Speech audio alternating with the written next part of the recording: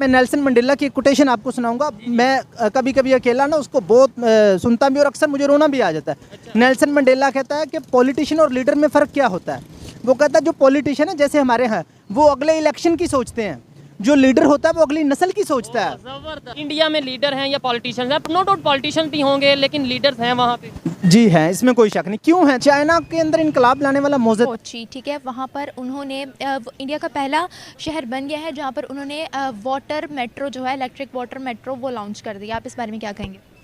नहीं, काफ़ी अच्छा इनिशिएटिव है। अगर नेचुरल रिसोर्सेज को आप ज़्यादा स्ट्रेस नहीं कर रहे और ट्रांजिशन ले रहे हैं टुवर्ड्स क्लीन एनर्जी, तो डेफिनेटली एक अच्छा इनिशिएटिव है।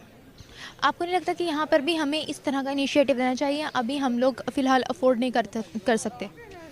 जी बिल्कुल, इस तरह के इनिशिएटिव बिल्कुल लेने चाहिए जो लीडर। अच्छा, आप ये बताएं पाकिस्तान में पॉलिटिशियंस ज़्यादा हैं या लीडर ज़्यादा हैं, बल्कि लीडर है भी या कोई या नहीं? आप नहीं, मैं अगर न्यूट्रली ईमानदारी से बताऊं तो कोई लीडर नहीं है। इमरान खान साहब को बहुत लोग कहते हैं। मैं उनको लीडर, देखिए इख्तलाफ रहे हक है, मुझे इमरान खान साहब की ज़ात से कोई इख्तलाफ नहीं है, लेकिन एज ए लीडर अगर वो होते तो आज देखें ना आज क्या चल रहा है। इंडिया में लीडर हैं या पॉलिटिशियंस हैं, नो डाउट पॉलिटिशियंस भी होंगे लेकिन लीडर्स हैं वहाँ पे। जी हैं, इसमें कोई शक नहीं। क्यों है? देखें जिस कंट्री में भी पॉलिटिकल अचीवमेंट होती है, पॉलिटिकल स्टेबिलिटी, अब इधर हमारे यहाँ क्यों नहीं लीडर है कि पाकिस्तान की 75 साल तारीख में कोई प्राइम मिनिस्टर अपना टर्न्योर पूरा नहीं कर सका।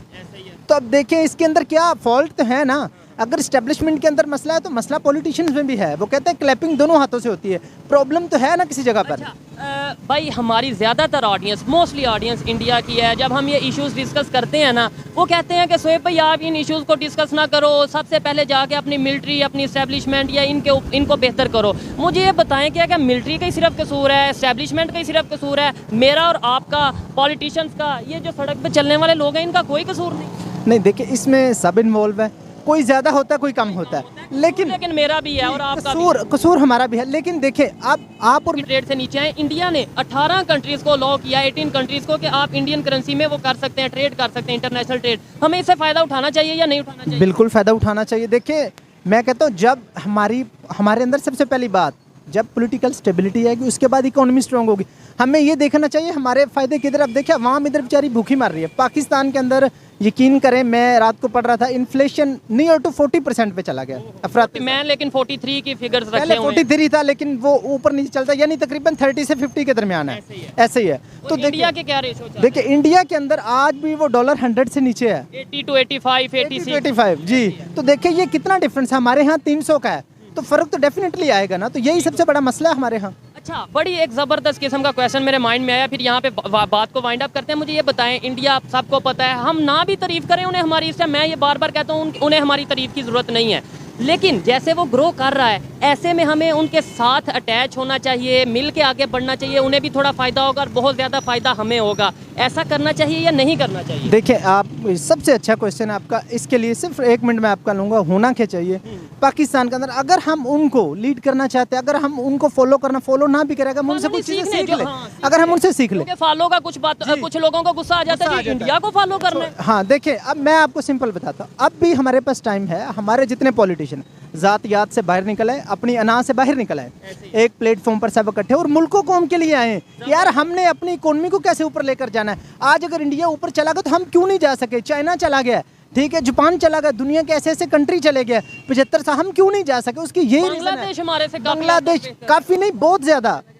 बांग्लादेश के यहाँ भी डॉलर 100 से नीचे 1992 का है, हमारे यहाँ 300 का है। देखिए यही तो सबसे बड़ा मसला है ना कि अभी भी इनको अपनी प्रायोरिटीज को छोड़कर मुल्कों कौम के लिए ज़ात याद से निकल कर। लेकिन मुझे ऐसा लगता है कि पॉलिटिशियंस तभी सुधरेंगे, ये मेरी ऑब्जर्वेशन है, आप एग्री डिसएग्री कर सकते हैं, जब तक ये पब्लिक में अवेयरनेस नहीं आएगी, ये लोगों को नहीं पता चलेगा कि असल इश्यूज क्या हैं और हमें किस साइड पे लड़ा दिया जाता है, भगा दिया जाता है। कभी कश्मीर पे चूरन बेचा जाता है, कभी मजहब पे चूरन बेचा जाता है। असल इशू डेवलपमेंट के ऊपर कोई बात नहीं करता, इंफ्रास्ट्रक्चर के ऊपर कोई बात नहीं करता, इकोनॉमी के ऊपर कोई बात नहीं करता, टेक्नोलॉजी के ऊपर, जो कि अब दुनिया चल रही है टेक्नोलॉजी। आपने ये मोबाइल पकड़ा, आपके जितने भी कनेक्शन है इसके थ्रू है। मैंने ये माइक पकड़ा, मेरा अगर काम है इसके थ्रू हो रहा है। यहाँ पे ये मेट्रो स्टेशन है, ऑरेंज लाइन है, जो भी चीज़ें हैं सब टेक्नोलॉजी के थ्रू हैं। इसके ऊपर क्यों नहीं कोई बात करता? देखिए ये भी हमारा एक हकीकत में मसला है। मैं ये चाहता हूँ, देखिए कोई किसी का भी सपोर्टर हो, वो चाहे पीपल्स पार्टी का है, नून लीग का है, तहरीक इंसाफ का है, हमारा हर एक का फ़र्ज़ बनता है इखलाकी भी,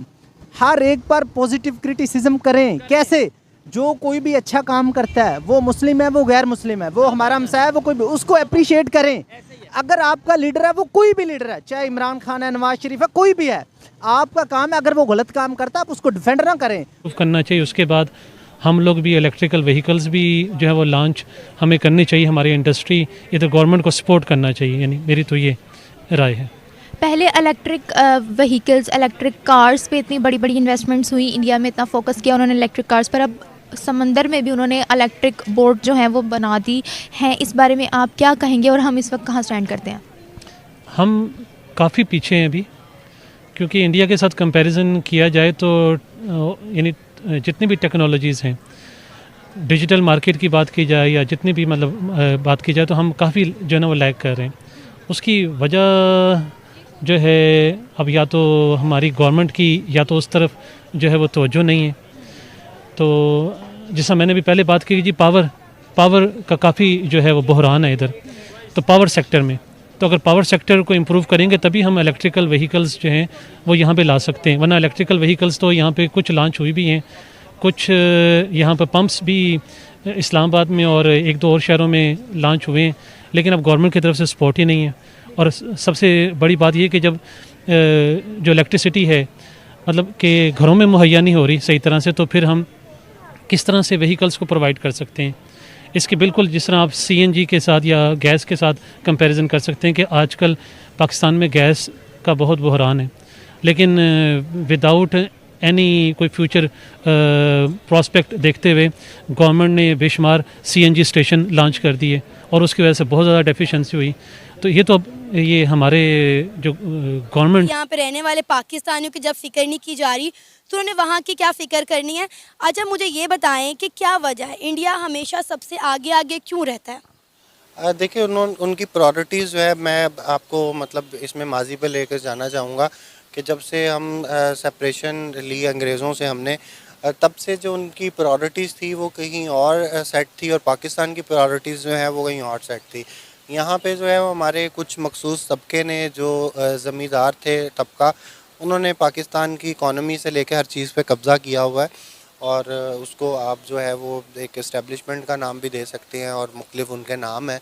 और वही लोग जो है वो अपनी दौलतों में और अपने जो फाइनेंस है उसमें इजाफ़ा कर रहे हैं और मुल्क की किसी को परवाह नहीं है। जबकि इंडिया में जो है वो एक डेमोक्रेसी है और सही मायनों में डेमोक्रेसी है और लोगों को इवन एक चाय वाले को भी वहाँ पे प्राइम मिनिस्टर बनने का मौका दिया जा सकता है। लेकिन पाकिस्तान में जो है क्योंकि वो डेमोक्रेसी अभी इब्तदाइया में है अपनी, और इसलिए यहाँ पे इतना ज़्यादा फल फूल नहीं सकी और इस वजह से हमारा मुल्क इतना तरक्की नहीं कर सका। और इंडिया से हम हमेशा कंपैरिजन करते रहते हैं, इंडिया को देखते रहते हैं किस तरह वो डेवलप कर रहा है, जिस तरह वो प्रोग्रेस कर